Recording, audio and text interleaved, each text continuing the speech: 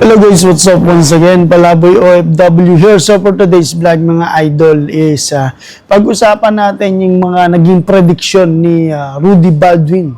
Si Rudy Baldwin ay isang sikat na manghuhula sa Pilipinas sa kasalukuyan dahil marami na raw siyang napatunayan sa panghuhula noon.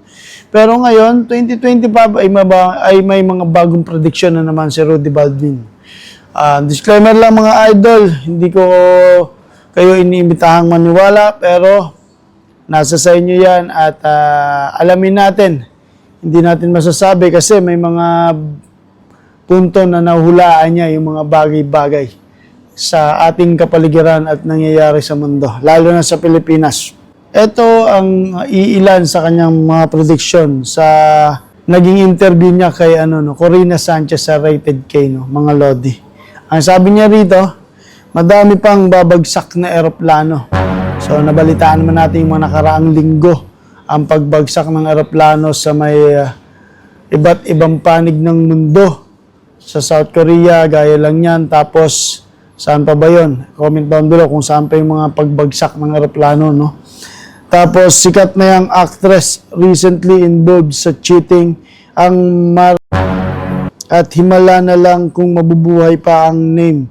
Nagsisimula sa letrang M. So, abangan natin yan mga Lodi. Kung sino tong artistang ito. So, alam naman natin na si, alam nyo na mga Lods.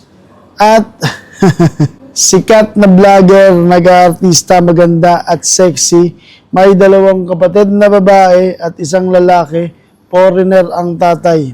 May issue na dati sa kalusugan ang ay, nakakatakot naman to at nakakakilabot. Sana naman wag mangyari.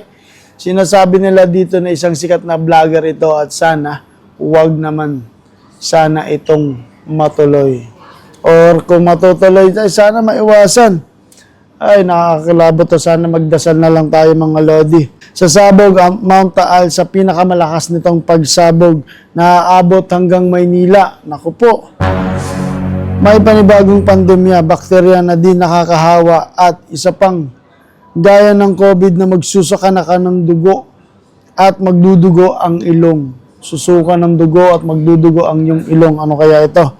Grabe ang tapang niya ngayon at very straightforward ang mga prediction niya. May hint ba kayo kung sino yung mga personalidad na sinabi niya? Paki-comment down below mga Lodi. Sana naman hindi matuloy at sana naman ay isang hula lamang ito, pero hindi natin alam. Kasi may mga gumagawa ng ganito at natutuloy tulad ni Nostradamus, mga Lodi. At ito, pakinggan naman natin yung mga komento ng mga netizen. Sabi dito, hindi ba niya ma-predict ang mga good predictions? Puro bad prediction naman lagi niyang nakikita. Yan ang sabi. Ito pa. May dalawang kapatid, isang babae, isang lalaki at foreigner ang tatay.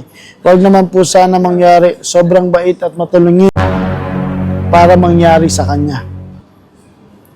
So, yun lang mga idol. Sana naman, huwag matuloy itong mga prediction ni Rudy Baldwin dahil nakakakilabot at maraming masasaktan at maraming maaapektuhan. Pero gayon pa man, sa taas lang tayo maniwala sa Diyos at ito ay pawang kanya-kanyang opinion lamang. So, hindi natin alam kung ano ba talaga ang mangyayari.